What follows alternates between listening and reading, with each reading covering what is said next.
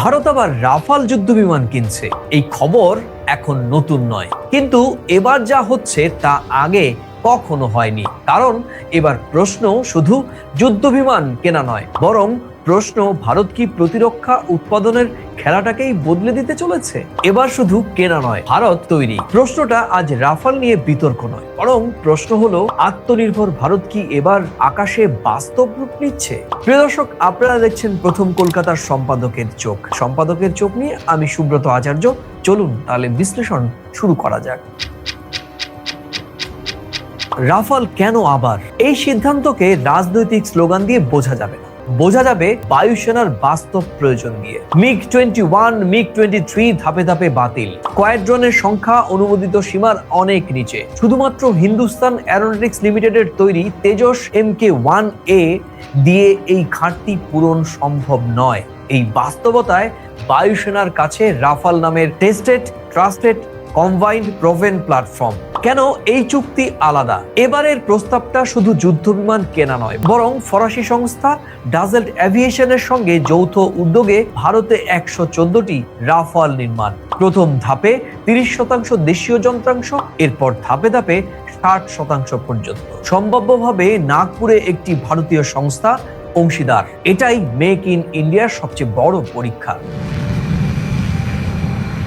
প্রশ্ন একটাই, এটা কি শুধুই অ্যাসেম্বলি লাইন, নাকি সত্যিকারের টেকনোলজি অ্যাবজর্পশন? নতুন ভারতের এই সংখ্যার খেলা হিসেবটাই বা কোথা থেকে এলো? 1 দশক আগে বায়ুসেনার চাহিদা ছিল 126টি যুদ্ধ বিমান, পাওয়া গিয়েছিল মাত্র 36টি রাফাল। আজ সেই পুরনো ঘাটতির হিসেব নতুন বাস্তবতায় আবার সামনে এসেছে। কারণ চীনের এয়ার পাওয়ার দ্রুত বাড়ছে, পাকিস্তানের JF-17ও নতুন প্ল্যাটফর্মে যাচ্ছে। ভারতীয় বায়ুসেনার কোয়ালিটি ও কোয়ান্টিটি দুটোই দরকার। আর এই 114 সংখ্যাটা তাই হঠাৎ নয়, বরং এটা ক্যাপাবিলিটি বেসড ক্যালকুলেশন। এবার আসি হেল বনাম JF নীরব বদল। একটা সূক্ষ্ম পরিবর্তন চোখে পড়ছে। রাষ্ট্রায়ত্ত হেল একা এই স্কেলে ডেলিভারি দিতে পারছে না, এই বাস্তবতা নীরবে মেনে নেওয়া হয়েছে। তাই প্রাইভেট ও ফরেন জয়েন্ট ভেঞ্চার HAL বা হেলের বাইরে ভাবনা, আর সঙ্গে নতুন প্রতিরক্ষা উৎপাদনের মডেল। আর এটা ভবিষ্যতে ডিফেন্স ইকোসিস্টেম বদলে দিতে পারে। এবার আমরা একটু ফ্ল্যাশব্যাকে দেখব।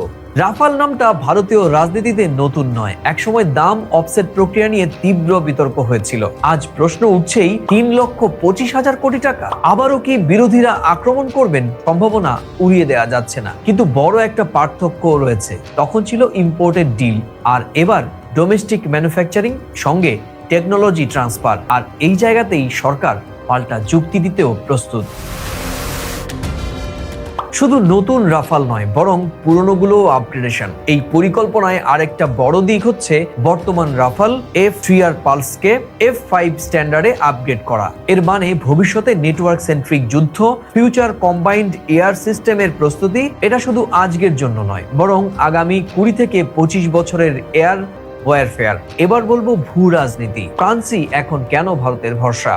ফ্রান্স যুক্তরাষ্ট্রের মতো এন্ড ইউজ চাপ দেয় না, রাশিয়ার মতো অনিশ্চয়তাও নয়, কৌশলগতভাবে নির্ভরযোগ্য। আর এই কারণেই ভারত ফ্রান্স প্রতিরক্ষা সম্পর্ক এখন বড়সড় পিলার পার্টনারশিপ। শেষ করব, রাফাল শুধু একটি যুদ্ধ বিমান নয়, এটা ভারতের প্রতিরক্ষা নীতির স্ট্রেস টেস্ট। আর এই যদি প্রকল্পে প্রযুক্তি আসে, দক্ষতা তৈরি হয়, দেশীয় উৎপাদন সত্যি বাড়ে, তাহলে এটা হবে আত্মনির্ভর ভারতের সবচেয়ে বড় সাফল্য। আর যদি না হয়, তাহলে বিতর্ক ফিরবেই। প্রশ্নটা তাই রাফাল নিয়ে নয়, বরং প্রশ্নটা হলো ভারত কি এবার সত্যি আকাশে আত্মনির্ভর হতে পারবে? প্রিয় দর্শক, সম্পাদকের চোখ আজ এ পর্যন্তই। আবার দেখা হবে নতুন কোনো বিষয় নিয়ে। ততক্ষণ ভালো থাকুন, সুস্থ থাকুন, সবাই নিরাপদে থাকুন। নমস্কার।